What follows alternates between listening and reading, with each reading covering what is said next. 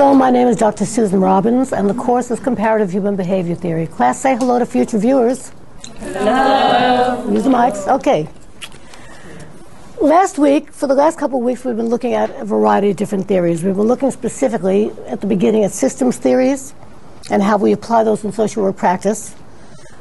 We talked about conflict theories, several different varieties, and also how we apply those in practice, particularly to policy models and how policy is made, and as well as class relations in the United States. Last week we talked about stratification, and we applied both a systems model and a conflict model to the fact of stratification.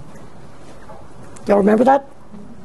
Okay, today we're going to continue with a theory that helps us explain why, given the stratified system that we live in, we tend to look very pejoratively and negatively at certain groups of people, and how not only we do that for sometimes political reasons, but sometimes our research, as well as our theories, supports that pejorative or negative view of people.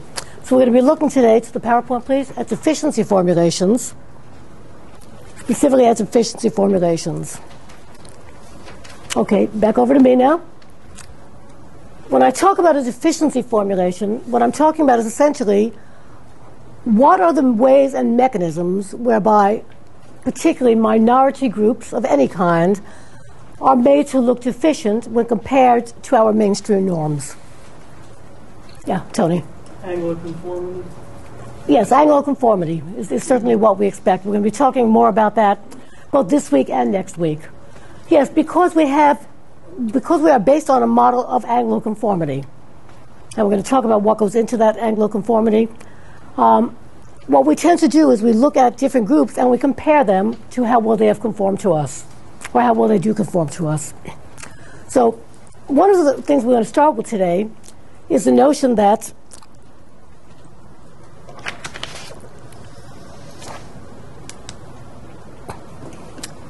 why are minorities seen as deficient? Why are minorities seen as deficient? And what we're looking at are the ways in which theory and research on minority groups is often internally embedded with Western values, and we'll talk about those in a moment. In other words, the research and the theories themselves are embedded with Western values, and therefore we don't see it. Why? Because we subscribe to Western values. And because of that, what many of these theories and much of the research does is that it devalues the cultural norms of other groups. Okay, so let's start with that. Back over to me now.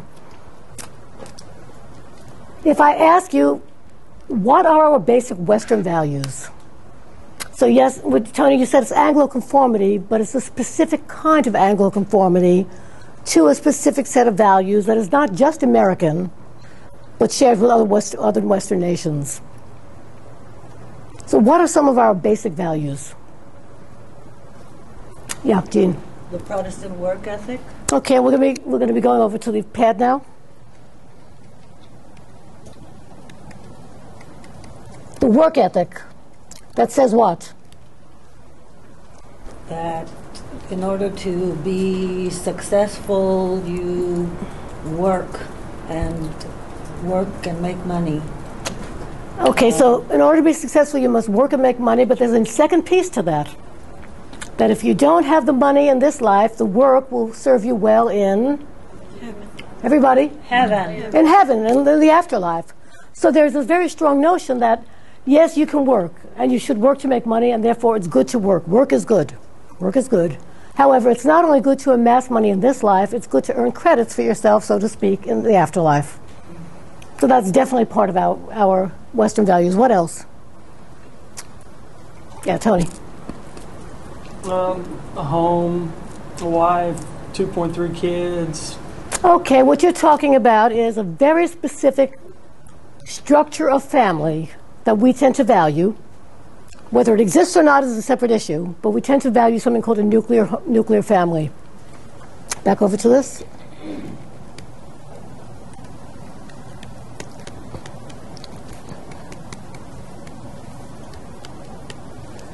And what that subscribes then is a very, very specific kind of organizational structure about how we're supposed to structure our lives and our family life. And anything outside of that norm is seen as being deficient, deviant, not as good. Okay, what else? What else do we have, Ashley? Education. Okay, we very highly value not just any kind of education, but Higher education. but formal education.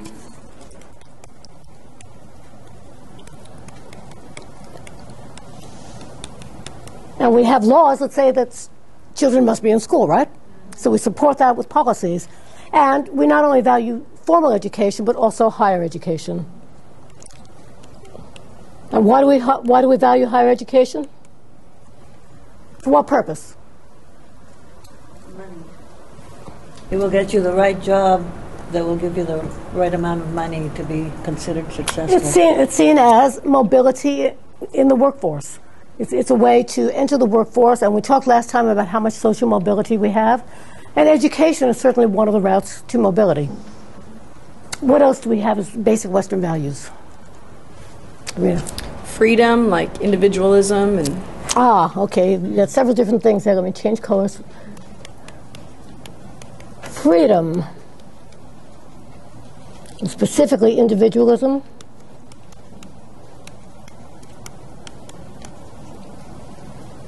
You want to talk a little bit about both of those? Freedom in what sense?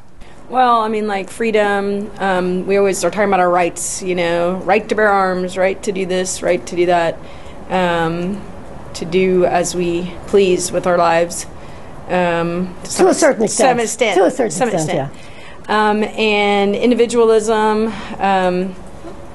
you know, we definitely are different as far as Western culture, generally speaking. You know, the individualism kind of, freedom kind of plays into the individualism too. And also, even in our family structures, I mean, we don't all live together, you know, we can go off and do something and live alone, and we're not all in the same, under the same family tier, you know, and so we definitely highly value to be an individual. Yeah, in fact, most of our psychological theories, to be healthy, you must individuate away from your family. And you're supposed to, in the economic mainstream, pull yourself up by your bootstraps, whether or not you have boots. It's that, well, isn't it true? It's a notion that me as an individual, through my own hard work, my own sacrifice, my ability to defer gratification, and my ability to follow the Protestant work ethic, that I should be able to, under any circumstances, in all circumstances, lift myself up out of whatever situation I was born into. It's that notion of rugged individualism, that we can do it by ourselves. Do it by ourselves. We shouldn't have to rely on our families, rely on our communities, our neighbors. There's a little of that allowed, but basically it's the individuation, that we become our own individual person, and that we rely on ourselves. When you talk about freedom, we have a very specific understanding of what freedom is, don't we? Anybody want to address that? Do we really respect all kinds of freedom? No? You're saying no. Then what do we respect? Again, inherent in Western values. Democracy. We believe in the democratic process. Yes? We believe that there is one form of government, and that it should be an elected government, yes, in which people have a voice. And that's what we consider to be freedom, to a very large extent. Yeah. I was just going to say that our government really isn't a true democracy. So when we say we value democracy, it's only in the way that it's capped by, like a Republican government. So one more time, we say that our government isn't truly democratic. It's a democratic republic, and so we don't really believe in true democracy. Otherwise, we would have a direct vote on everything. Okay, so we don't believe in one form of democracy, and we do believe in a specific form of democracy, right? Yes. Okay. What else is inherent in Western values? Did I see some hands up over here or in the back? Nobody? Okay, Jean. Male and Caucasian dominated. Well, yes and no. I mean, whether or not it's a fact or whether we value that, I think increasingly we are becoming more egalitarian, particularly when it comes to gender. But historically, it was a white Anglo-Saxon Protestant male-dominated society. I think that we have moved away from that, obviously, from that very strict code, but that's certainly where it started. Other things that we value, Western values. That's it? Can't think of anything else? Yeah, Adam. Could it be the right to own property or private property? Yeah, the right to own private property. That goes back to freedom and what we consider to be rights. I'm just going to put rights here. That we have certain unalienable rights, right? Yes? And that is specific to America. But again, think broader. What are some of the things that are so embedded in us? Yeah. Religion. Religion, like the Christianity, that's the whole Protestant. Okay, but we believe in religion. So much to the point that when people do not subscribe to a religion, whatever it is, we see them as being somehow off the mainstream. But we allow it because we have the freedom, going back to freedom, we have the freedom to either have religion or not to believe in religion. But certainly religion and religious beliefs is part of who we are as an American people and Western people. Other things. That's all you could think of? Is the rain getting to everybody today? Gave me a bad hair day. Yeah, Leah. Going for the mic, okay. Capitalism? Absolutely. We not only believe in democracy and freedom, democracy. I didn't get that down there. But only a certain kind. But we also believe in capitalism. Very strongly, and a very specific kind of capitalism, yes. Very specific kind of capitalism that is endemic and that is just part and part of the United States, which of course has changed over time as technology has changed. But we still have the belief that that is the one and only economic system that is the quote-unquote right system. And if people don't subscribe to capitalism, what do we say about them? They're communists. Communists, that's right. Those who do not subscribe are communists. With a big C. Okay, Jean. How about youth-oriented? That's a somewhat newer phenomenon, but yes, we tend to be youth-oriented.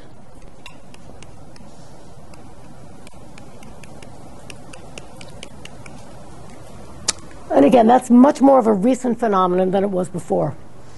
But there's also a good reason for that. If you take a look at the history of the world, the history of civilization, people did not live past their mid-50s up until about 1900. It is only with some of the technological breakthroughs in medicines that brought us antibiotics and penicillins that would would treat diseases that used to kill people. So we have come to value youth only in the relatively recent past. You following that? So I'm not so sure that that's a central Western value, but it is certainly becoming one. Any other values? Lorena. I don't know if this is really a value or not, but like we value kind of being able to have health care, like to be medically healthy, or we're real concerned about medical advances, and we value health basically. Well, there's a good reason to value health, because without health, you don't have much of a life. I think that that's getting back right now to the issue of rights. So we not only value it, but we're starting to see that this really should be a right. And I'm not so sure that that's necessarily inherent in the right part as well is inherent in Western values, but certainly I think that most societies value health over sickness. Yeah, Andrea. I think maybe following rules. We're very rule. I can't hear you. Rule oriented. Okay, rules and laws, absolutely. Rule and law oriented.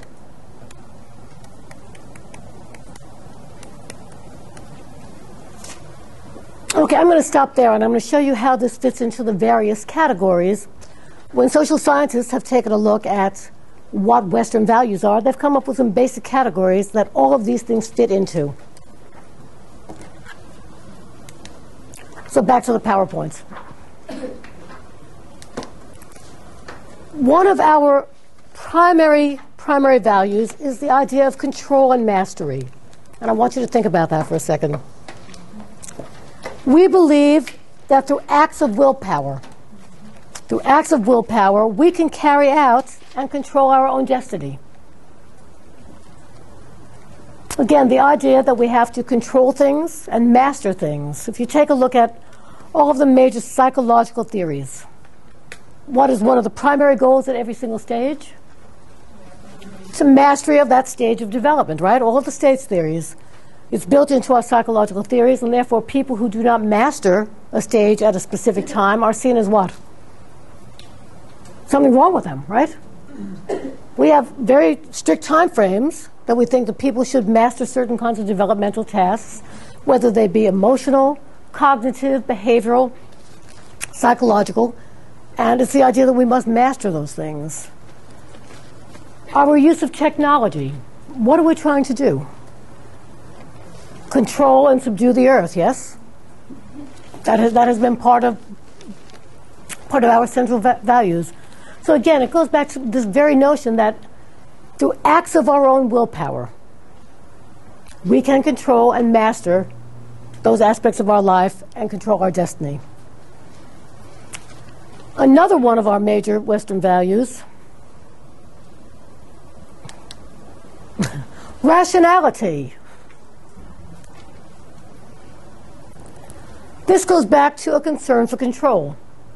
We believe that if we use reason, that we will then be able to have a basis for our action to control people and control things. Does that make sense to you? I want you to think about this for a second. I mean, this is so totally ingrained in everything that we say and everything that we do and the way that we look at people. What do we say about people who do not use reason when they make decisions? What are some of the pejorative terms we use? Nobody knows? Crazy. Okay, they're crazy. There's something wrong with them. Tony? They're ignorant. Ignorant. Yeah. Emotional. They're too emotional. That's it? When somebody says, oh, I just bought this based on a hunch, on intuition, what do we say about them? Yeah. They're foolish. Tiffany, they're foolish. Yeah, we believe that rational thought is the only way of knowing the world and the basis for making decisions. And again, this is so ingrained into us. That we don't even think twice about this because we see the others who do not use reason as being somehow different from us and somehow deficient. Very important, back to PowerPoint, future orientation.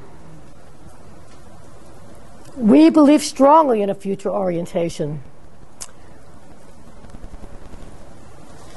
We believe that we can plan and use rational thought so that we can have control over our lives and over the environment. Again, the future orientation goes to the notion of if you have a future orientation, then you can plan in the here and now for what's going to happen in the future. And therefore, when we take a look at people that just make spot judgments and do things on the spur of the moment without giving much thought to it, how are they viewed? What are some of the words we use? Impulsive, yes? Immature, not mature enough. Immature, not mature enough, absolutely. When people do not have a future orientation, we see them in a very, very negative sense. When we see people enjoying life in the here and now, we say, why aren't they out working? Why aren't they out planning for their future? When people spend the money that they have now, we see that as bad because they're not putting away something to plan for the future. Again, very strong future time orientation. You're going to see how these all support each other. Back to the PowerPoint. Another one of our basic values has to do with self-development. Self-development. It's the idea that we can have something called self-awareness. It goes back, remember we talked a little bit earlier about individuation? that people should be able to pull themselves up by the bootstraps. We also believe that people should develop to their fullest sense possible. And when they don't, what do we say about them? Lazy. Use the microphone. Yeah, we call them lazy. We call them lazy when we don't see them planning for the future and developing themselves. We believe in self-awareness, that we should know ourselves. Comes straight out of many of our psychological theories. And finally, I'm going to use an unusual term here, corporate boundaries. That I want you to think about a corporation so you'll understand this. When we think about how most corporations are structured, we know who the person in charge is, yes? We know what the structure is, the hierarchical structure underneath. When we talk about corporate boundaries, simply we're talking about structures that we accept as being valid. And we already talked about this. We believe in a certain kind of democracy. That's a corporate boundary. You'll follow that? We believe in a certain kind of family structure. That would fall under corporate boundaries. We believe in certain kinds of community structures being better than others, yes? Again, this is just inherent in what we see as being, quote unquote, the norm for us as Americans, and is based very, very strongly on Western values.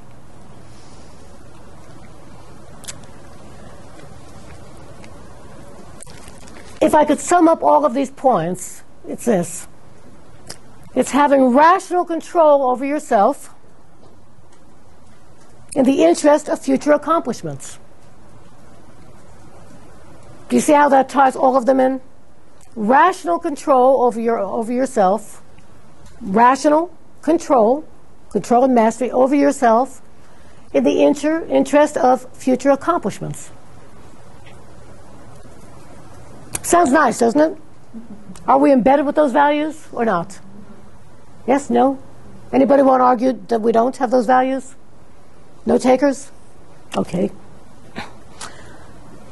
It's important to understand this very simply because we are so socialized into these values that we don't even see these when we look at theories.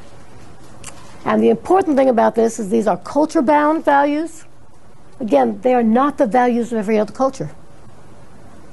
They are culture-bound. They are also class-specific.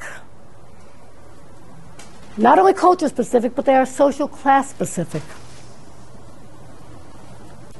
And these values were very important as this country first came into existence and continued to grow, because what it did is that these values promoted middle-class entrepreneurship.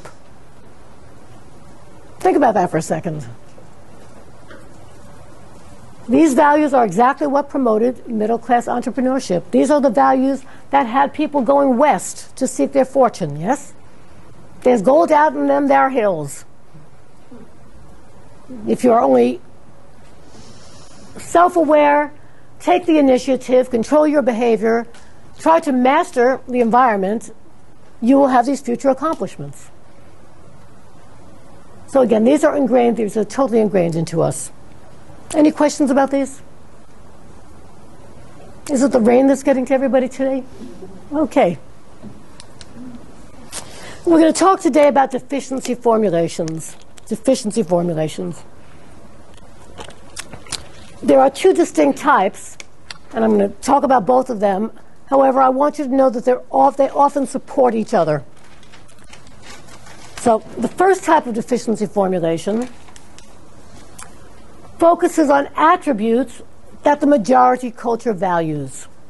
Those are the values we just talked about, right? Focuses on those attributes in people or things or actions that the majority culture values.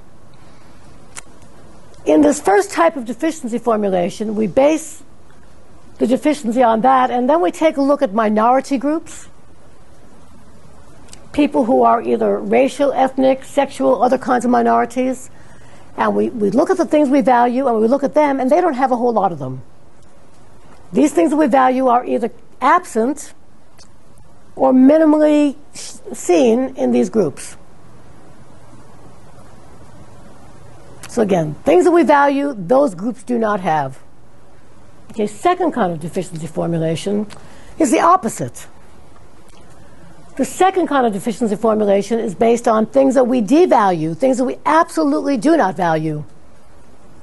And we look at these minority groups, and what do we see? Boy, they've got a lot of them, right? So in essence, they don't have the things we value, or they minimally have those, and they do have lots of those things that we really do not like and devalue.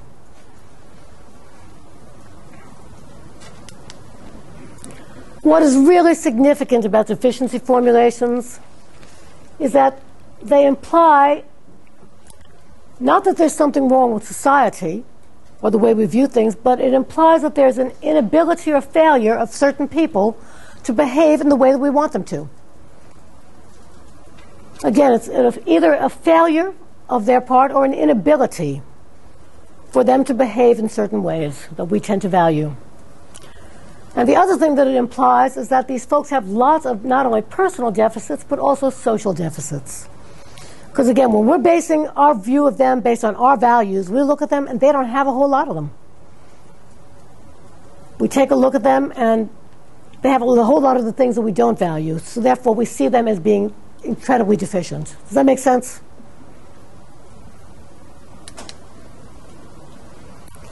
Let's talk about what these different formulations do. The first kind of deficiency formulation focuses on what people don't have. It tells us nothing about them. It tells us how they are not like us. It tells us how they don't behave.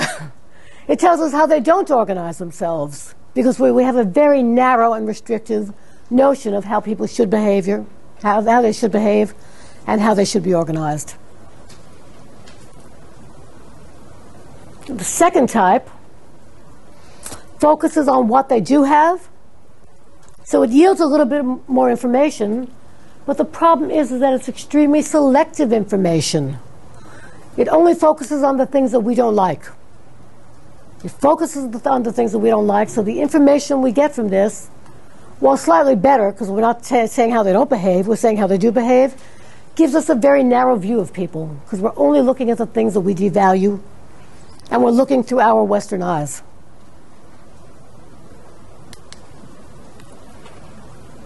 Very importantly, and I really want you to keep this in mind as you do your reading in this class and other classes, by focusing on the way that people deviate from the mainstream groups, by only focusing on how they are different than the mainstream groups, what we tend to do is that we devalue any alternate form of social organization.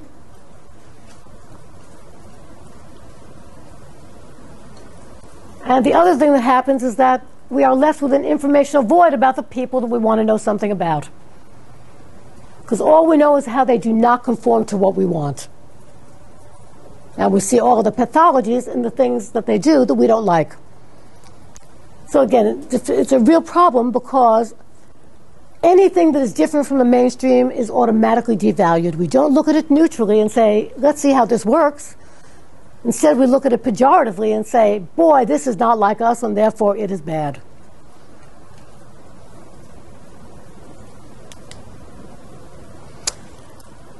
Very importantly, deficiency formulations also attempt to explain deficits by relating one deficit to another. Again, they relate one deficit to another. I'm going to give you some examples of this. Let's see.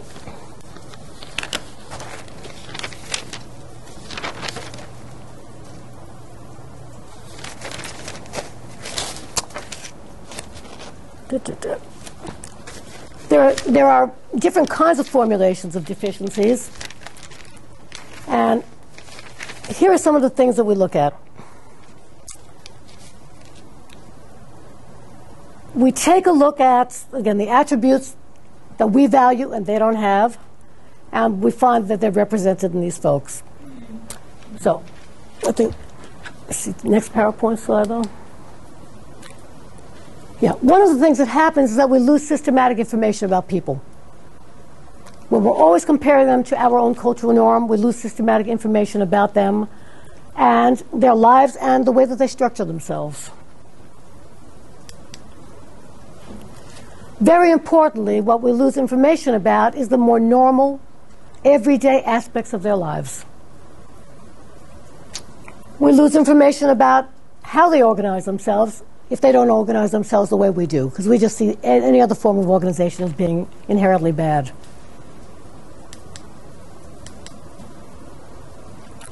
Very importantly, we have a significant emphasis on quantification. Research. Most of the research studies that you read, what kind of studies are they? Are they qualitative or quantitative studies? The majority of them. You have to use your microphones, everybody. Yeah, the majority of studies that are out there, and the ones that tend to get funded, are the quantitative studies. Now let's talk about what the problem with that is when it comes to deficiency formulations. The first thing that it does is that it exaggerates intergroup differences. I'm going to intergroup differences. I'm going to show you what I mean by this. If I can, over to the tablet, please. If I can get this to scroll down the page. This was not made for left-handed people. There we go. Emphasis on, back over to the tablet. Emphasis on quantification. We tend to do things when we do statistical analysis. We are looking for, oops. Let's try a different color. This is my very bad bell-shaped curve. Just pretend that that's drawn accurately, okay? Okay, what was the first thing I said? That it exaggerates intergroup differences. When we quantify things, and we use all kinds of fancy statistics to show how people are not like us, or what these people are like, what we tend to do is that the intergroup differences, the difference of somebody who scores over here and somebody who scores over here is pretty close, isn't it?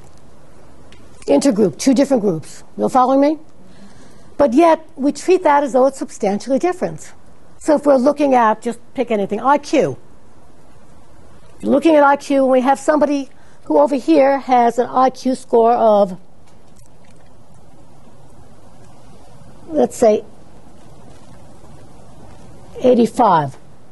And this person has an IQ score of 86. What happens? Actually, that's a bad example. Let me give different scores. Here we have somebody with a score of 70, and here we have somebody with a score of 72. That person on the left side of that graph is going to be called mentally retarded. The person on the right side is not. You'll see the difference? It exaggerates intergroup differences. The other thing that it does, back to the PowerPoint for a minute. Back to PowerPoint. Is that it also ignores intragroup variability.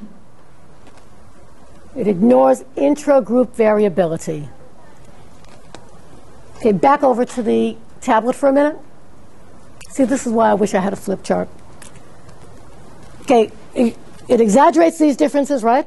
But it also ignores the variability in here. The person over here with a score of 72 and the person over here with a score of 120 are very, very different, right?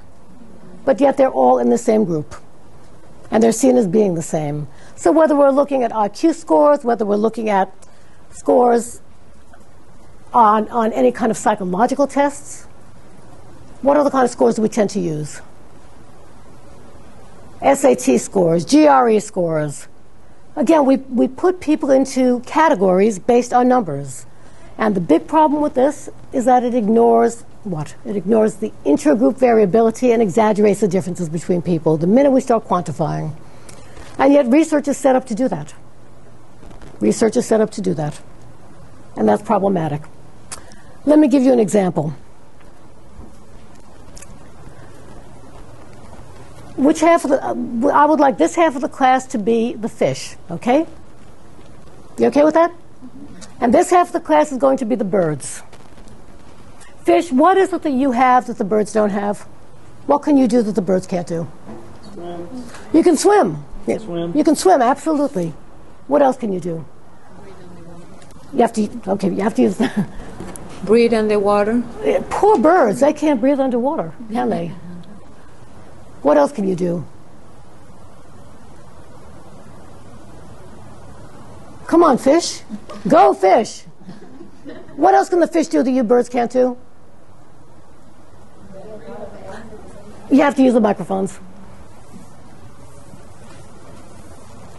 Lay a lot of eggs at the same time. They can lay a lot of eggs at the same time and swim away. How liberating, right? They can lay all of their eggs and just swim away. You poor birds, you can't do that, can you? Absolutely not. Anything else that you fish can do?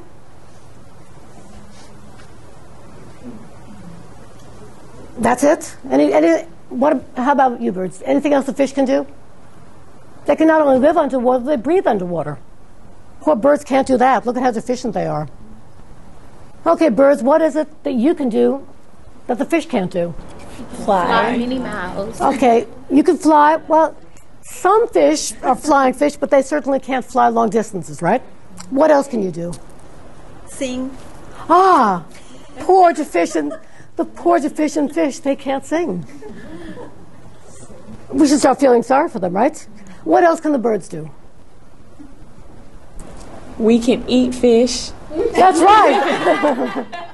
You can eat fish. You can eat fish. Well, some of them can too, though. Some of them can too. So some of them have your advantage. What else do you have that they absolutely don't have? Birds tend to have better eyesight. What's that? Birds tend to have better eyesight. Okay, their eyesight might be better, and they're pretty deficient when it comes to that. Yeah. Sarah? Well, the birds can build nests. Yes. Can you imagine living without a nest? How do those deficient fish do that? And the fish are sitting there saying, boy, how can they live in those gnarly little nests? We have this whole water to live in. Yeah. Birds can sing pretty songs that fish can't sing. Okay, they can sing pretty songs. Poor deficient fish, yes. We tend to be able to survive in more places than fish. Okay, you tend to be able to survive in many more places than fish. Yeah. Andrea? Some fish can sit on top. Some birds can sit on top of the water so we can swim a little bit and we can fly. Okay, so some birds actually can adapt to the water, at least to some extent. So you could do some of what they do. Do you see the point that I'm getting at? When you use either the fish as the mainstream, and then talk about how deficient the birds are because they can't breathe underwater, they can't swim, they can't drop their eggs and leave them, all of a sudden we have a standard over here by which we are judging another group that has totally different talents, skills, and abilities, and yet we see them pejoratively. Similarly, if the birds are the mainstream, we take a look at these poor deficient fish and say, how can they live in water of all places? Boy, they're stuck there. These poor deficient birds, they can't sing. They can't fly. And those that do fly can't fly very far. They can't breathe air. You all following this? When you pick one group and you make that group the mainstream and norm for all comparison, and don't look at the strengths and abilities of the other groups, you tend to lose a lot of information about those other groups. Because what we end up doing is simply painting them as being deficient, because we're using a very narrow set of norms. And this is hard for us to get, by the way.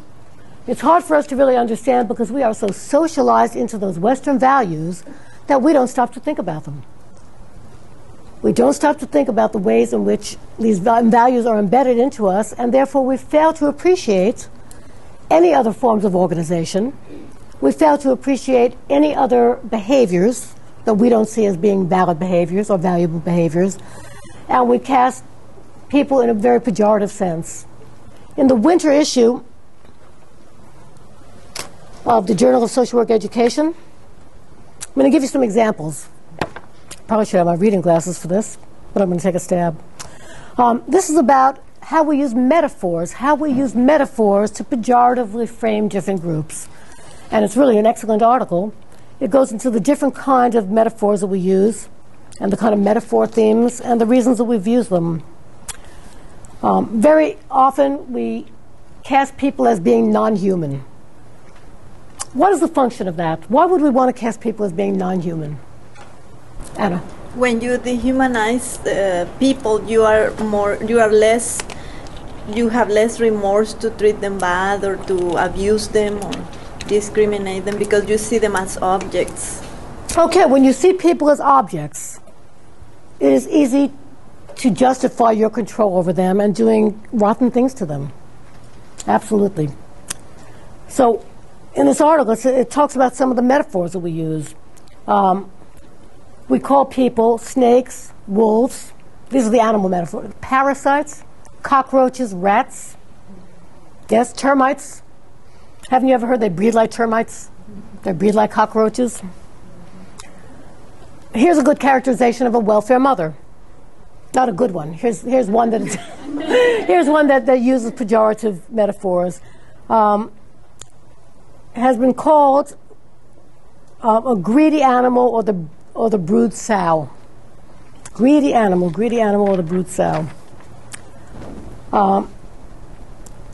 Sometimes we use social Darwinistic kinds of language, and we separate people into the earners and the users. Again, metaphors, earners and the users.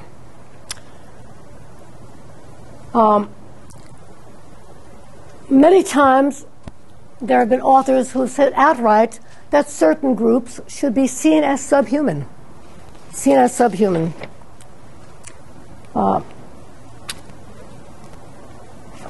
Some of the things that we attribute to people. This is based on religious metaphors. We see them as being intemperate, sexually promiscuous, unfettered by the moral code of the community or of society. Does that sound familiar?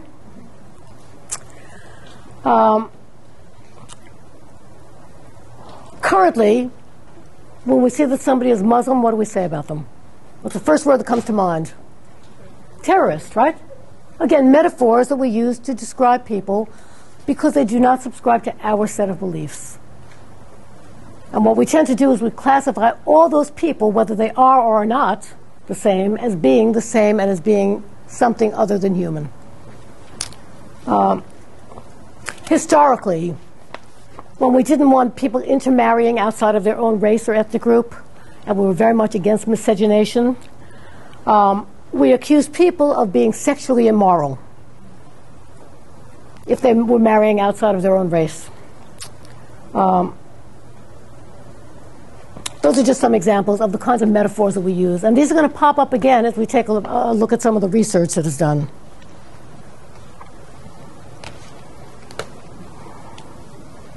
Okay, we talked about the fisherman.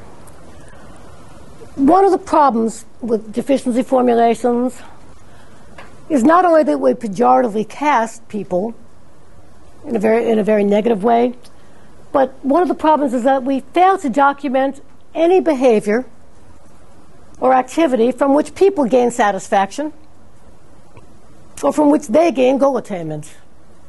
As long as it's not our goals that they're looking to attain and they have other goals, we know nothing about them. We just know that they don't attain our goals. Does that make sense, Joe?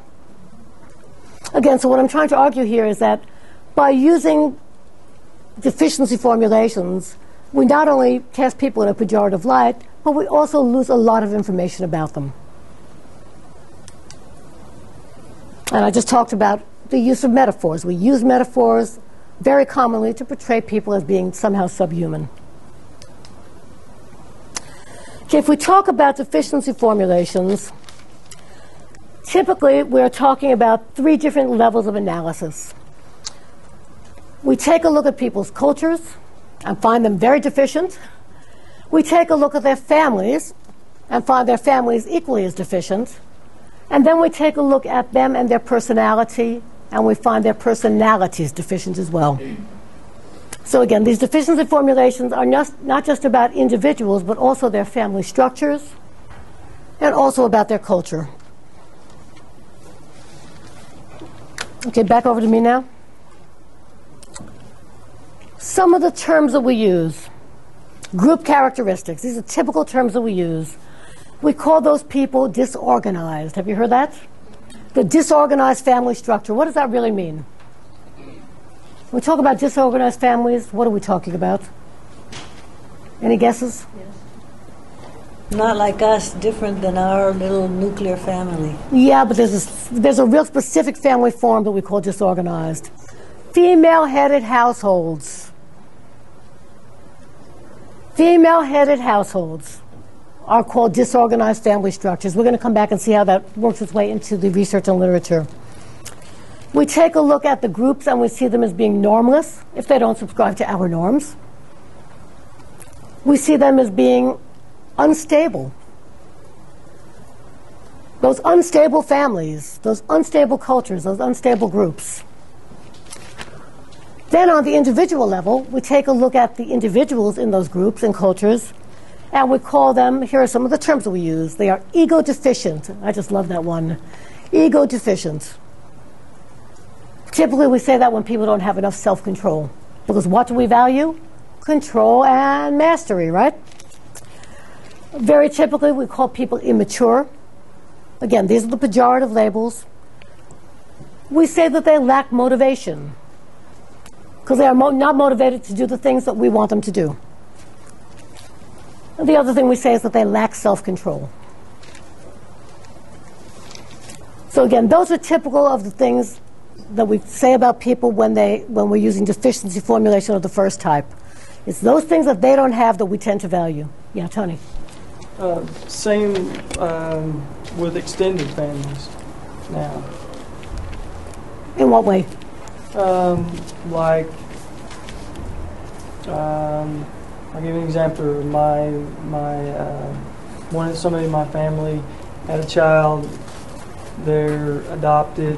Now we have an extended family. I mean, we see them, we eat with them, we watch him grow up as if he were growing up in our family, and they're part of our family now. So that's an extended family. That's part of our extended family, which would not have been seen as normal, still not today in many cases. Yeah, we have a very, very strict notion about what a family should be. So some forms of extended family are seen as being okay, and as you're pointing out, some forms are not, even if they're real. They're still not seen as being valid forms. Let's take a look at deficiency formulation of the second type. And that's where we take a look at these folks. Remember, that's where they have stuff that we don't like, as opposed to don't having things that we do like. Characteristics that we describe people with. The matricentric family. Yes? Single mother-headed household, typically. We see people as being hedonistic. What are we really concerned about there? When we worry about hedonism, what's the bottom line there? What are we saying? Those folks like sex too much, right? They like food too much. Drug, sex, rock and roll, folks. Yes? Yes. When we talk about people being hedonistic, we take a look at people in their culture and we're describing what we see them as. And because we devalue hedonism, we see that they have lots of it. And that's a negative. Do you understand the difference between the two kinds of formulations? Another thing that when we take a look at some minority groups, we see them as being present-oriented. And that's a fact. But do we value that or devalue that? Everybody? Devalue. We devalue that. Devalue. What do I have to do to wake you all up today? Make the sun come out. I wish I could do that. Are you all following where I'm going with this? That we take a look at these different groups and we see what they have and what they don't have. Yeah, Anna. But what about what they don't have? You know, it just like pointing out of the deficiencies of the minority group, like if the dominant group, they don't have any deficiencies. I didn't follow that. Try that again. Yeah, they are pointing out at the deficiencies of the minority groups, whereas they have their own deficiencies. You know, the dominant group has for sure deficiencies as well, but they are just blind to them. Mm-hmm. Well, the problem is not just that they have deficiencies, that they define everything that they do is okay, and things that they don't do is not okay. But how can you justify, like, slavery, taking advantage of people, like, you know, taking land from people?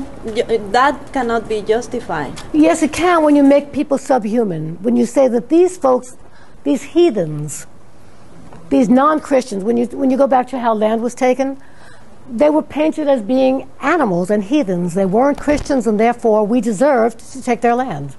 We deserved to enslave black folks because they weren't seen as being human either.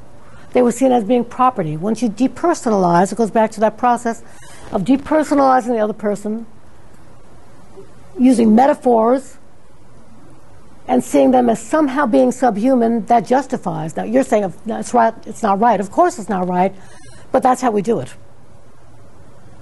It would be very hard to enslave people or take their land or do other things without first having a justification that we are somehow better than they are, and therefore they do not deserve those things. Does that make sense? Other questions? Yeah. Isn't there something also about saving them to our ways, or bringing them to our ways will make them better, like in the conquest of Peru or something? The Spanish came in, making them Christians was going to save them. So there's a part of justifying that what you're doing is good for the oppressed that you're bringing into your system. Well, and we don't see them as oppressed. We see them as being lesser than, and therefore we justify it by saying they must become more like us if they're going to be full human beings.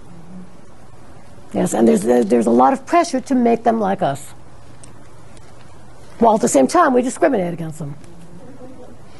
Okay, remember what I said earlier, that we explain one deficit in terms of another?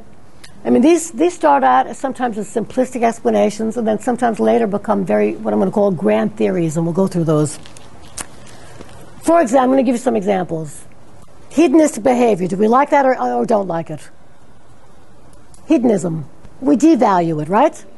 When we see people who are being hedonistic, people who love sex, love food, love rock and roll, love drugs, right? Love alcohol too much, what do we blame it on? What deficiency do we blame their hedonism on? What do they lack? Control. Yeah, they lack self-control. So here we have one deficiency, hedonism, being immediately linked to another deficiency, which is lack of self-control. Kids who are underachieving. I love that one. Kids who are quote-unquote underachieving. What is it that they lack? Louder. Motivation. Motivation. Do you see how we're linking one deficiency to another? That's because what do we value? We value achievement. We value control, mastery, and achievement. When we see people quote-unquote underachieving, it must be another deficiency that's causing it.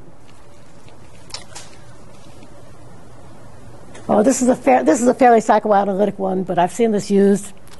When you see kids defacing property, or people who don't take care of their own property, you want to take a guess as to what causes that? Other than lack of self-control. They're crappy single mother families that are never there for them. We do a lot of mom blaming, and we'll come to that, but no, this is real somewhat Freudian. Disrespectful. But let's go further. Why are they disrespectful? Because they have a poor self-image. You see what I'm getting at? When I say it's more of a Freudian explanation, that it gets into what is wrong with them internally. A poor ego structure will cause them, for example, or an inadequate superego will cause them to destroy property. You know, following that? So what we're doing is linking one deficiency to another deficiency to another deficiency. What happens, though, is that we have not only the simplistic formulations, but sometimes entirely grand theories that start off with one deficiency and link that deficiency to another until it becomes full circle. So essentially you end up blaming people for their own plight of being deficient. I'm going to give you an example. Here are the classic ones that are used. Let's start with people who live in poverty, economic deprivation. Now we know that's not a good thing, right? But rather than blaming it on the structure of society, remember we talked in the last few classes about in order to have wealth amassed at the top, some theorists would say that you must have utter desolate poverty at the bottom. Rather than looking at the social structure, here's a good deficiency theory. Economic deprivation is actually caused by, causal link, the failure of men to assume their appropriate role in the family. Which is what? the breadwinner, the father. So we take a look at a lot of these single-parent families. Not just single-parent, but mother-headed households. You all following this? And we say, well, we start with economic deprivation, which is a real social condition. But then what do we blame it on? We look at these families and say, well, the failure of the men to be there and be economic breadwinners, we don't stop to question whether there are jobs out there for them, but we say it's their failure to assume their appropriate role in the family then leads to another deficiency, family instability. Okay, let's think about this. Once we have family instability, what is that going to cause? That's going to lead in turn to pathology in the children. Gets better. Once we have pathology in the children, we are left with then children who are unable to cope. Do you see how we're going in a circular method here? Children who can't be educated. If you've got pathological children, you can't educate them. And once you have children that can't cope and can't be educated, what happens to their ability to get a job in the future? Anybody? It's very low. It decreases. Okay, it decreases. So in essence, what we're saying is that poverty causes poverty. But we're not saying that structural features of society cause poverty, but rather we're blaming the people themselves. They're in poverty because there's no father present. There's no father present that leads to family instability. Family instability then leads to children with pathologies. Children with pathologies then become uneducable, and when you have kids that can't be educated, they also can't get jobs, which leads you back to poverty. Do you see that circle? And what we've managed to do with that is take a look at what starts off as a structural condition, poverty, and somehow blame it on people for perpetuating their own poverty. Does that make sense? Okay.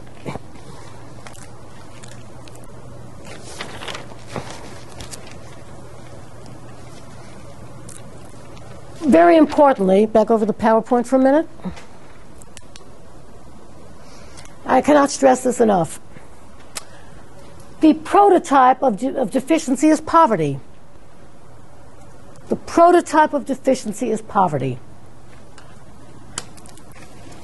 It should not be surprising that much of our research on minority folks is done on who? Everybody? You got to use your microphones. Boy, the rain is really ruining this lecture today, isn't it? Come on. Come on. Step to it. If I can step to it, you can. Yeah, what we tend to do is we tend to do research mostly on poor folks. So when we're studying black culture or Mexican American culture, are we studying all social classes? Rarely. We tend to focus most of our research on poor folks, and we should not be surprised that we search for and find social problems where people are poor. Again, think about that for a second. We should not be surprised that if we're studying poor folks, we're going to find, we not only search for social problems, but lo and behold, we find social problems. There are a whole host of social problems that are very strongly associated with poverty. What are some of them? What are the typical social problems that we see with poverty? Other than just lack of income. Welfare use. Welfare use. I still can't hear you. Welfare. Welfare. And we see that as a problem when people have to go on welfare. Crime. Yes, we take a look at, lo and behold, in poor areas, there tends to be a whole lot of what we define as crime. Of course, we ignore upper class crime. We ignore corporate crime. Because when we're looking at poor people, what are we looking at? The things that we define as crime. What else do we find? Poor neighborhoods. You find poor neighborhoods with neighborhood structures that are fairly chaotic sometimes, or as we would see them as being chaotic. Again, the kind of social problems that you see crime, you see violence, you see poor schools, poor residences, poor diets. Again, you see all kinds of problems associated with poverty. And we shouldn't be surprised when we do research to find social problems in poor people. Guess what? They've got lots of them. And that becomes our standard for looking at deficiency. Okay, let's take a look at some of these, what I'm going to call grander theories, the grander theories of deficiency.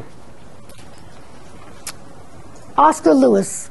Anybody familiar with author Oscar Lewis, very famous author, and he is responsible for much of our thinking about what we call the culture of poverty.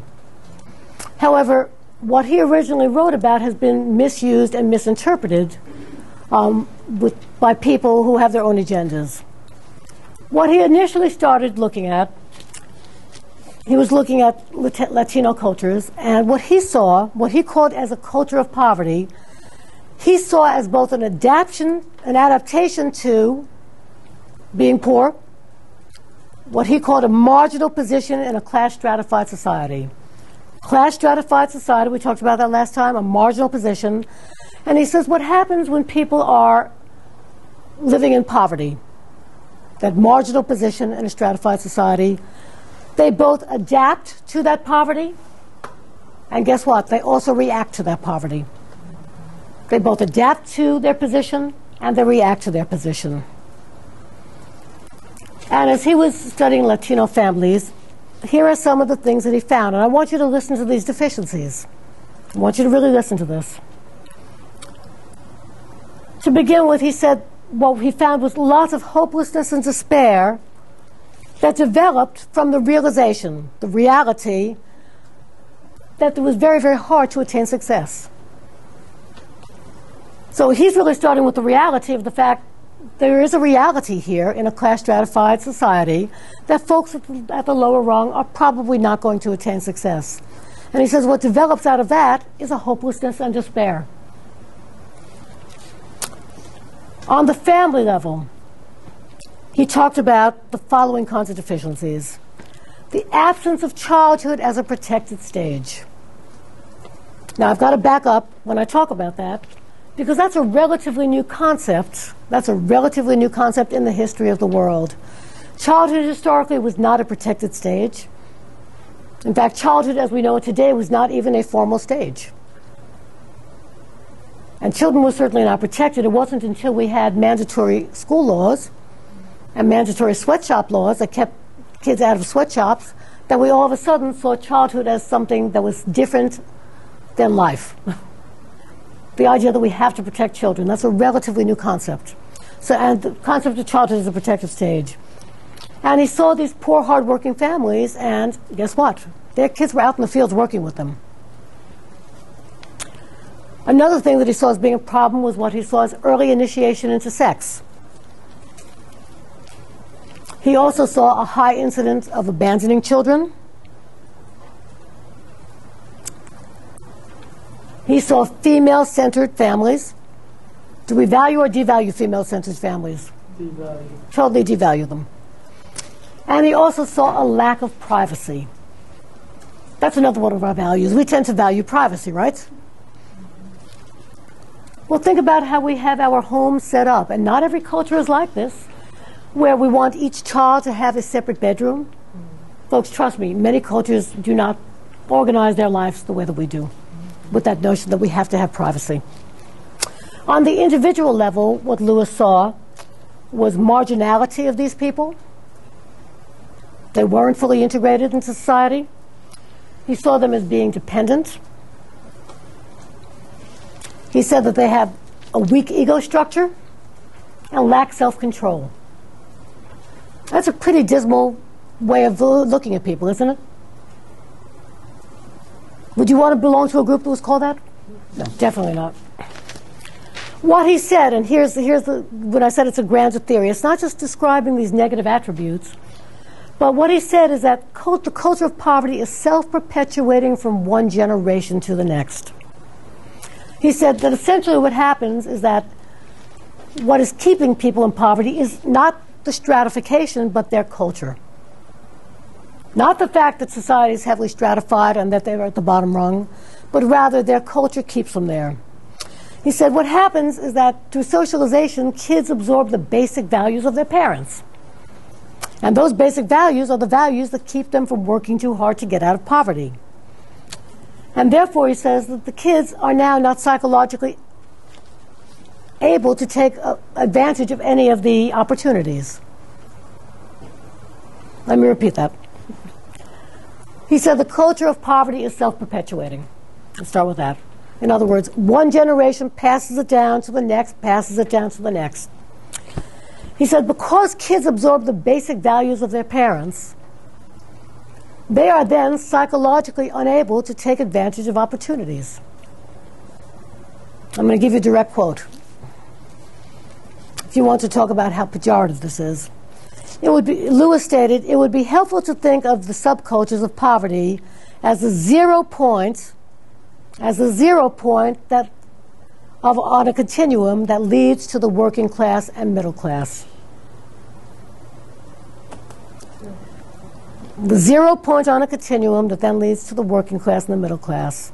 So he saw them as the lowest of the low.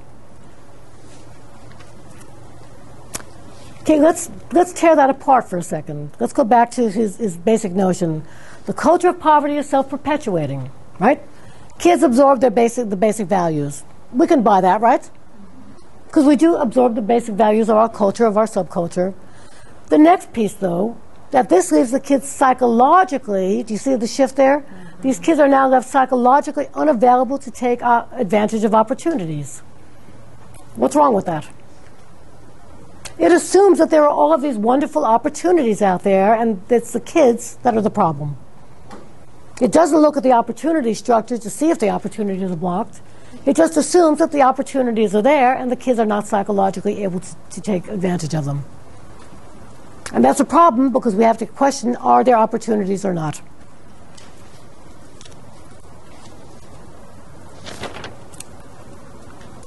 Questions? Ashley. Gonna say, like in a book, it talked about blocked job opportunities for black families, which lead to family conflict or problems among the family. Well, absolutely, because when you expect, particularly if you have, let's think about this. We have very narrowly prescribed gender roles, right? Now, it is clear that there are more women in the workforce now. But if you go back, particularly at the time that a lot of these authors were writing, and this mentality still carries over into some of the research, is the idea that the male must be the breadwinner. That the woman can work, but it's the male that still has to be the breadwinner. And therefore, when you have blocked opportunity, what we tend to do is we take a look at people and say, well, it's their fault. It's their fault. And it does create conflict within the family. Questions from anybody else before I go on? Nope. Okay. There have been multiple reviews of the literature and of research, and what they have found very consistently is that Western values tend to predominate. Western values tend to predominate today. And let me bring this into currency, because a lot of this original research was done in the 50s and 60s. Today, a lot of the research is being done on, I'm going to give you certain terms, risk and protective factors. Risk factors and protective factors. Should we be surprised that all of those protective factors, has anybody read any of this research? When we take a look at kids' use of drugs, kids who turn juvenile delinquents, why people commit crimes, why people do things that they shouldn't be doing. We take a look, there's a lot of research right now on risk factors and protective factors. Are you familiar with that research? Have they, other classes talking about it? Yes. Some people, okay. Think about this. All of those protective factors are what? The things that we value. And all of those quote-unquote risk factors are what? The things that we devalue. You're following that? So while it sounds more benign today, well, the value judgments are still there. The value judgments are still there. So therefore, should we be surprised, again, that we're not dealing with poverty? We don't want to look at poverty and what tends to perpetuate poverty unless we can blame it on people, the people who are in poverty. You're following that? Instead, we take a look at their alleged risk factors. Does anybody know what some of those risk factors are and what the protective factors are? Yeah, yeah. Do you mean for poverty? No, for juvenile delinquency, for drug use, for the kinds of social problems that we tend to blame on the poor for their own poverty. The single-parent household is a big one. Absolutely. Not surprisingly, the protective factor is coming from an intact family. And the risk factor is single parent household, but more specifically, mother-headed household. More specifically, mother-headed household. So on the one hand, we're still reifying those middle-class values and devaluing any other form of family structure, but now we have more neutral language and we're calling it risk and protective factors. You all following that? Mm-hmm. But it is still imbued with that. Okay. Not surprisingly, in the literature, the lower class family, people living in poverty, are seen as being normless, alienated. The families are structure is seen as being chaotic. In other words, it's not mom and dad and 2.5 children. Lower class families are seen as less stable, less cohesive than middle class families. Lower class families are characterized as being unable to educate their children. Husband-wife relationships in lower class families, how are those seen? Violent. Violent, filled with hostility, absolutely. Again, we have all of these negative characterizations. Parent-child relationships, very often characterized as being distant, minimal affection. Distant and minimal affection, as though you have to have affection in a family that is shown openly for a child to grow up happy. Again, very, very Western norms and middle-class norms. I'll tell you a funny story about that. When I was doing research, when I worked for the Seminole tribe of Florida, I did research on delinquency with them, and I was testing out a specific theory that took a look at many of the variables that are used in the risk and protective factors. Specific theory called social control theory. And one of the things that I was looking at was a variable called attachment. And it had to do with emotional attachment of children to their parents. And I was using a very well-tested questionnaire that had been tested on lots of different ethnic groups and tested out as being valid. And this theory would say that children who were strongly attached to their parents, and I was smart enough to know that it didn't have to be a biological parent in Native American culture, that it could be anybody in their clan who served as a parent. So I thought I corrected for all of this. I was just so good at this. I knew this culture so well, and I corrected for it, and I had all kinds of people named who they could be attached to. And I got my data back, and the theory would predict that kids who are attached will not be delinquent. Kids who have strong emotional attachment to parents, and I define parents very, very broadly, and kids who are unattached would be delinquent. Makes sense, right? Well, I got my data back, and guess what I found? That none of the kids were attached, neither the delinquent kids or the non-delinquent kids. So I had to stop and say, okay, what is wrong with this? What is wrong with this? And when I went back and did some qualitative interviewing, I found out that my questions were wrong. My questions measured attachment in mainstream Anglo culture, maybe in other cultures too, but it didn't come close to measuring attachment in Native American culture. One of the items had to do with how often their parents told them they loved them, how often their parents expressed affection, and this goes right to the heart of what I was saying. And what all of the kids told me is that my parents don't have to tell me that they love me. I know that they love me. I know that they love me by the things that they do. And no, we don't express emotion publicly, and they don't even have to kiss me. I still know that they love me. So I was using essentially what turned out to be a very Western Anglo measure of attachment that did not get at the kind of attachment that they had. So therefore, when we look at the research that says the parent-child relationships are cold and distant, what are we basing that on? Our notion that there's only one way to have a parent-child relationship. You're following that? Mm-hmm. I think that's a real good example of that. What's very important when we take a look at most of this research, the conclusions that are drawn from these kinds of analyses give us a poor negative of the ideal type. In other words, we're seeing the ideal type is this middle-class family, and these folks are poor negative examples of that. That make sense to you? Here are some of the descriptions that we typically have of the lower class personality. And this can go right to the risk and resilience stuff too, research too. They're seen as being authoritarian, intolerant, cynical, distrustful. They lack self-confidence. That's a big one. It's what I call the self-confidence trap. They lack self-confidence. They're seen not only as being authoritarian, but also passive. I just love that one. And they're also seen as being very, very self-centered. Conservative sociologist Edward Banfield, I'm going to give you a quote out of some of his writings. He said, "The lower class individual lives from one moment to the next. Impulse governs his behavior. He cannot sacrifice a present for a future satisfaction. Bodily needs, especially sex, take precedence over anything else and everything else, especially over any kind of work routine." That pretty much sums it up, right?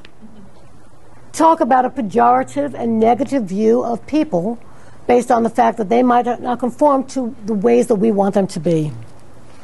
What that leads us to conclude is that the lower class person and the lower class personality is problematic. There is something wrong with them. And again, today we can relate it to the risk resilience research. And everything that we say is a risk, they've got lots of. And the things that we say are resiliencies, they don't have.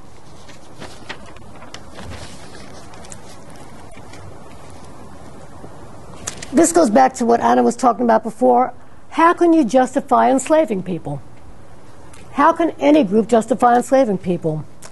And what the research has shown is that early attempts to justify slavery, in order to do that, we had to see blacks as being inferior. We had to cast them as being inferior. What's happened, unfortunately, even though we no longer have slavery as we once did, we continue to focus on the negative traits. We continue to focus on the negative traits, and instead of calling it slavery now, we call it oppression.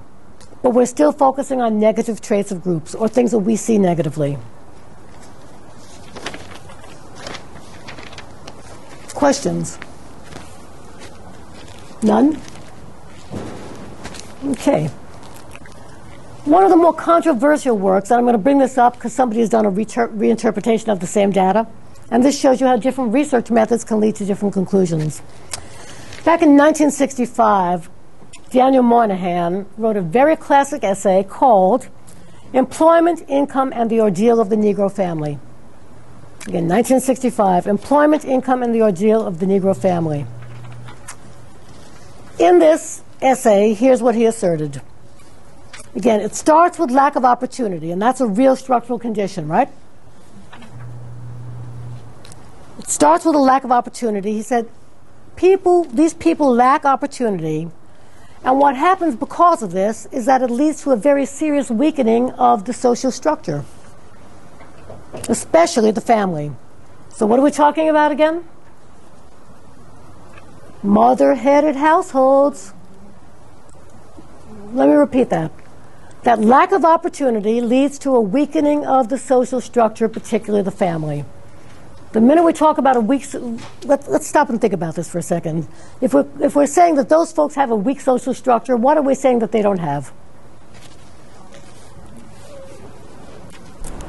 Fathers. They don't have fathers. They don't have fathers who are present. They don't have a nuclear family, which we define as being the norm, the ideal. You all following that?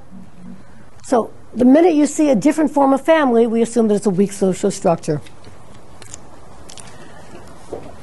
What he said is that poor families who suffer the strain of low incomes, and particularly unemployed fathers, are more than likely than not to break up. So you start with an intact family, because of the strain of unemployment and low incomes, the family is likely to break apart, which then leaves us with the mother-headed household. This leads to, somebody said this before, an increase on welfare dependency. Yes? Somebody mentioned that before. And from that, he said the increase in welfare dependency then leads to a host of other pathologies. So what did we start with?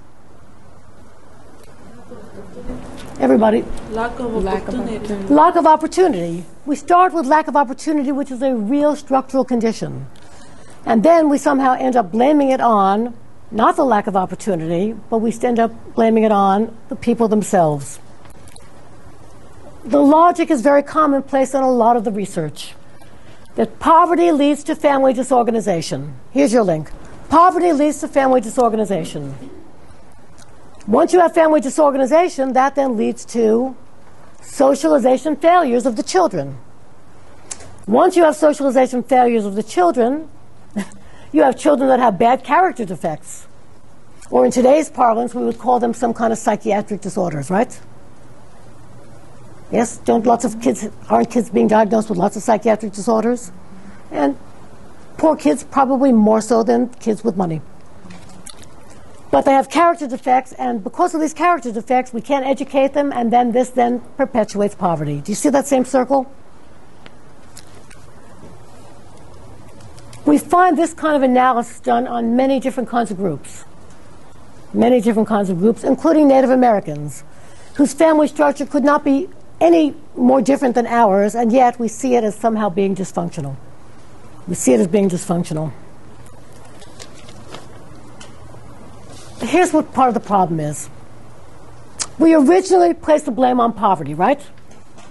The original blame in all of these formulations is poverty. However, what we assume is that if structural conditions were different, that these folks would simply be more like we are. In other words, we assume that if we can get these folks out of poverty, that they're going to take on our norms, our values, and live the way that we want them to live. What this does is that it has the effect of really denying people's cultural heritages. It denies the way that they might positively structure their own families. I mean, why should we believe that the nuclear family is the best? What are some of the arguments you would make for the nuclear family? Yeah, Andrea. You have a stronger support system at home. Okay, you would have a stronger support system at home. What else could we say positive about the nuclear family? Leah? Children get a big sense of their identity from their relationship from both parents, not just one. Okay, so in the more psychological theories, we would say that both parents are necessary to be there so the children have a better sense of their own self and identity, and that they need both parents to form that. And in fact, many psychological theories do say that. What else would be positive about a nuclear family? Yeah. More financial stability. Absolutely. When you've got at least two people to work, when there are scarce jobs, you've got more financial stability. Why else would we argue in favor of the nuclear family? Yeah, Sarah. Stronger values. Family values. Ah, yes. In the ideology of all of this, we link the nuclear family to some notion of family values, that we can imbue the right values in people. And yet, if you take a look, again, at the history of the world, the nuclear family is a blip in time. Let me repeat that. The nuclear family is a blip at a specific point in time. When you think back to the fact that historically, it was not uncommon to have people die at very, very early ages. Children very often outlived their parents because of all the diseases that we did not then have the cures for. So our typical family in the past was all kinds of variations of blended families, or father-headed households, or mother-headed households. People would sometimes remarry if they had the opportunity. But many times you had different family forms. And yet, for this one period of time, particularly in the 30s, 40s, and 50s, that the nuclear family appeared as the form, we have somehow reified that and made that the only form that exists as being the best form. And we make the mistaken assumption that if only these people had money and had opportunities, that they would want to live in nuclear families, that they would want to have their values the same as we would, the same as ours. that they would want to structure their behavior exactly the same way that we do. And I think that that's a fallacy. I think that that's a fallacy. All because we have those values does not necessarily mean that other people, if they had the opportunities, would necessarily structure their families exactly the way we think they should be structured. Does that make sense to y'all?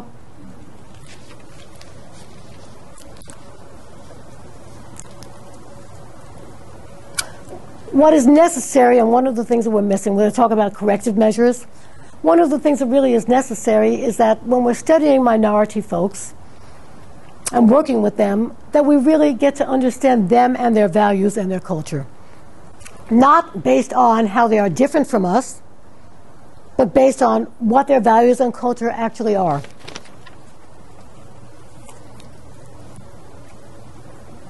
The study of behavior, whenever you're studying human behavior, the cultural logic of that group must be at the center of that description. Because again, the more we use our norms as being the only norms and we try to compare them to what they do or don't do like us, we lose information about them and their cultures.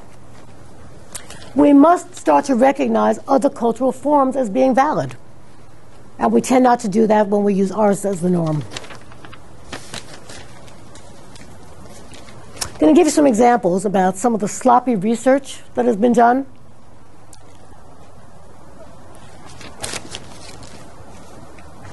When you go in with a bias into research with what I'm going to call a confirmation bias, you expect to find something and you're going to find it no matter what.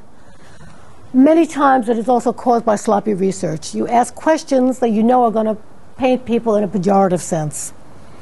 Or you use research findings that are not very robust to paint them as being that way. There was one study done years ago in which black youths were seen as being anxious and hyperactive. What was this based on? Is everybody familiar with the MMPI? Minnesota Multiphasic Personality Inventory? It's one of the most commonly used personality tests that tries to weed out pathology, serious pathology. MMPI, black youths were portrayed as being anxious and hyperactive based on them answering yes to one item. I work under a great deal of tension. Do you see how we can take research and mold it to fit any kind of conclusion we want? Another example. Black youths were seen as having sex role confusion in this study because they got a high score on two items, only two items. I would like to be a singer, which is not something that we saw back then when this research was being done. Being a singer was not a particularly good option for a male in general, and definitely not a young black youth. Sexual confusion, I would like to be a singer, and I think I feel more intensely than other people. Those were two items that we used to say that these black youths had sexual confusion. So one of the things you've got to look out for in the research is how are they measuring what they say that they're measuring. Sometimes it's just really sloppy research, sometimes it's really bad research. What's very important is that when you're looking at studies that cite material deprivation, in other words, poverty as being a causative factor for social problems, this is correct and justified to point out that poverty has detrimental effects. Again, there's nothing wrong with saying poverty has these detrimental effects. But when you start out with poverty and then start blaming people for their own poverty, you're somehow missing the boat. You're somehow missing the boat because what you're missing is that big structural piece. Let's go back to that formulation that says these poor youth are now left psychologically unable to take opportunities and to grab onto opportunities. You've got to start asking, where are these opportunities? You cannot just continue to blame people for their own plight necessarily. What's very importantly is that many of these studies that go into the deficiency formulations are not particularly concerned with economic deprivation. What they are concerned about is living in an environment that is socially and culturally deprived. Why do we see it as socially and culturally deprived? Because it doesn't conform to our norms of what non-deprivation is. You all following that? Again, many of these studies start off with poverty, but end up not looking at poverty as a structural feature, but looking at the people and their values. You all following that? Okay. Questions?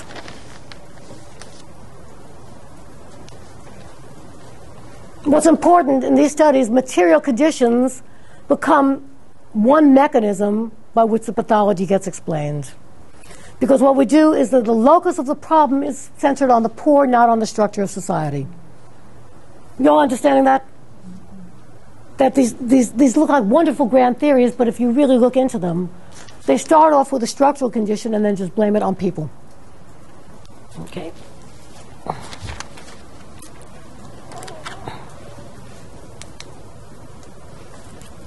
So what can we do?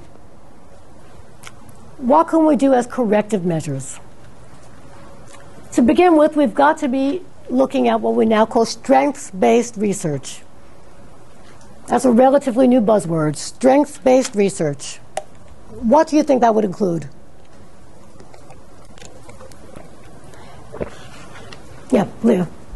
Looking at their coping mechanisms and their successes. Yeah, we look at their coping mechanisms and successes rather than just their failures. So in other words, if you're doing research on a poor family, pick your ethnicity, what we want to know is, what we're not going to ask is why are they different from us, but how do they cope?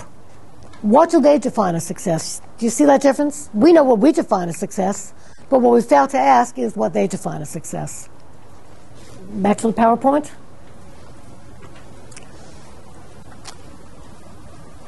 One of the ways that we can do this is by doing not just strengths-based research, but also positive ethnographies. Anybody know what a positive ethnography is and how you do it? And back over to me.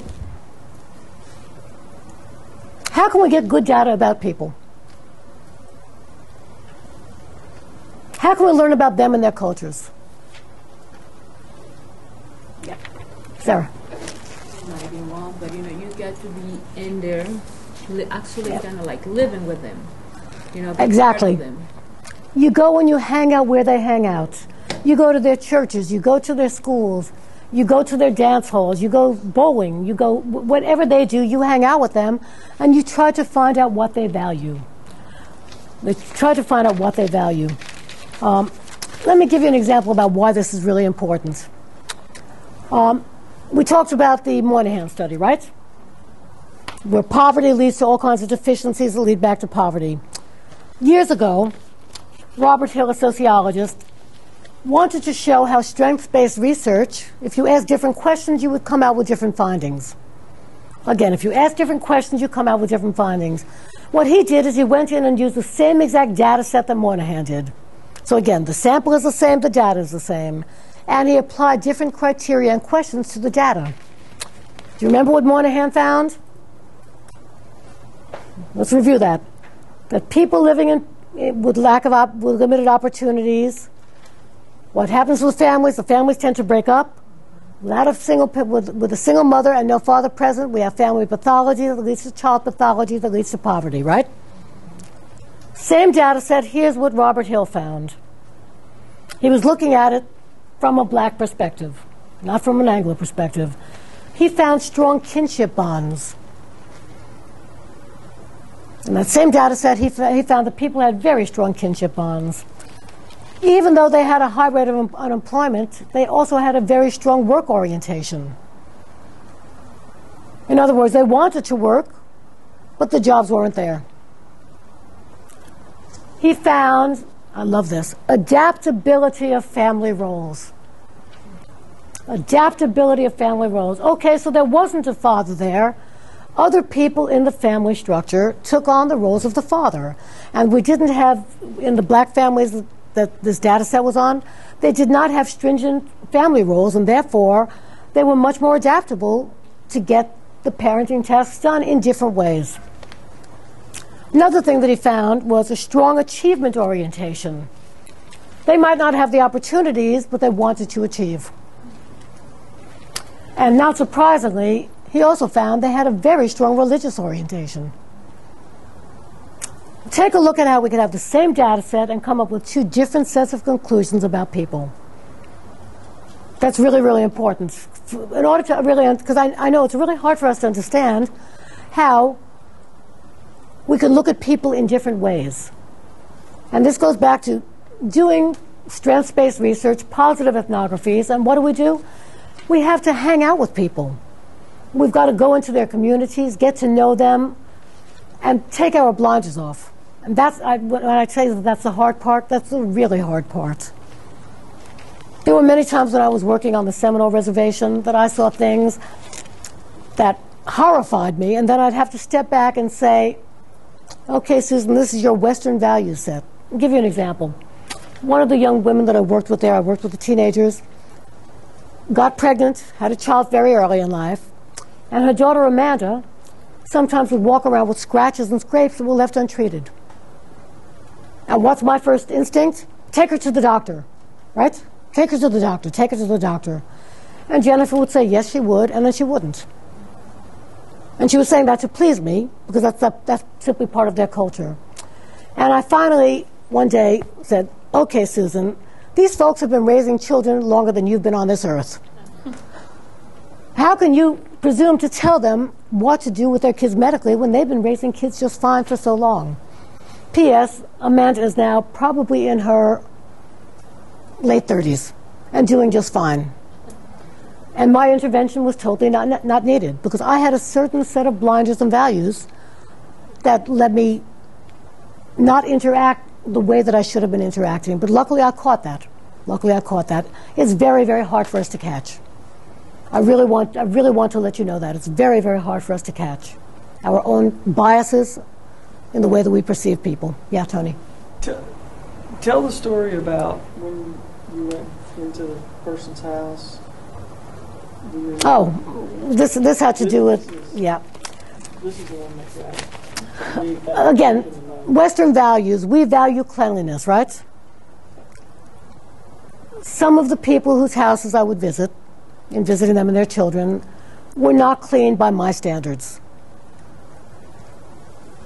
to the point that it turned my stomach, with little kids running around. And no, I'm not working for child protection. That was not my role, is to call protective services on them. I finally had to come to the conclusion that it was my problem, not theirs. They were not keeping the cleanliness code that I would like, and the only way that I could resolve that is that I had to say to Jennifer, Jennifer, I want you to understand that this is my bias, and this bothers me, and therefore, if your house isn't clean, we're going to have to meet outside. I was able to acknowledge my own bias about that, but not give up on her or make her change. You all following that? I realized that she had the right to live her life the way that she wanted to, even though it wasn't the way that I would have preferred. Did her kids get sicker than other kids? Probably not. We are very often blinded by our own values about how clean a place should be, or how people should raise their kids, and it's very, very hard for us to get past our own biases. Okay, so let's talk just a little bit more about the kinds of research we should be doing. Some of the questions that we should be asking is not how are they structured differently from us, but how do these folks structure their families? That's a really, you see how neutral that is? If we're going to be doing positive ethnographies and strength-based research, we should be asking questions that go to the heart of what they believe, how they structure themselves, what gives them happiness. So we want to know, first of all, what are some of the variations within their culture? Remember what I said about statistical research? It tends to do what? Remember the two things? Exaggerate intergroup differences and ignore intragroup variability, right? So one of the things that we want to know is what are the variations within the culture?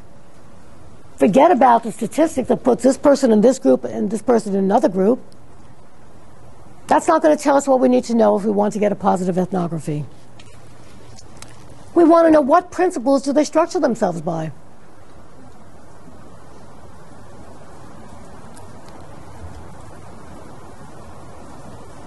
Let's go back to the PowerPoints.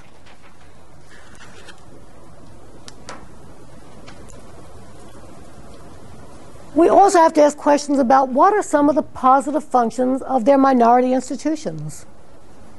What are some of the positive functions, rather than looking for the negatives all the time? What are the positive functions of those minority institutions?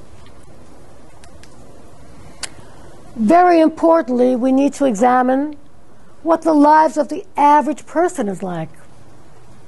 The average or normal people, the everyday folks.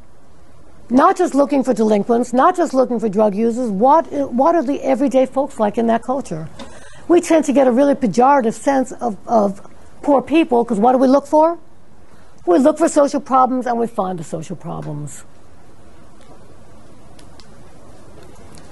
So in essence, to develop what I'm calling substantive theory that gives us substantive knowledge about people, we've got to ask different questions. We've got to ask different questions. Very importantly, if we can learn to see family life of different groups in constructive terms, we will also see psychological development of their children in similar terms. Now, that's not to deny that poverty has a host of pro-social problems associated with it. But let's talk about what poverty creates as opposed to what the people themselves create. So, for example, in closing, we've got just a few more minutes. Rather than asking, how do people test out on IQ tests? How much intelligence do people have? It makes more sense to ask questions like, how do people use the intelligence that they do have? Look at the different question. How do people use the intelligence that they do have? Another question we could ask are, what are the conditions in their life that help them pattern their cognition, that help them pattern their perception? It doesn't have to be the same as us, but what are the conditions that help them, what conditions pattern their perception? In other words, what are their social conditions like that have them see things differently? From this point of view, to say that people lack motivation doesn't make sense. From this point of view, we want to know more about what is it that motivates you.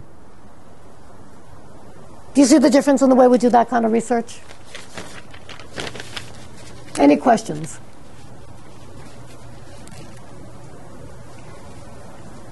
None?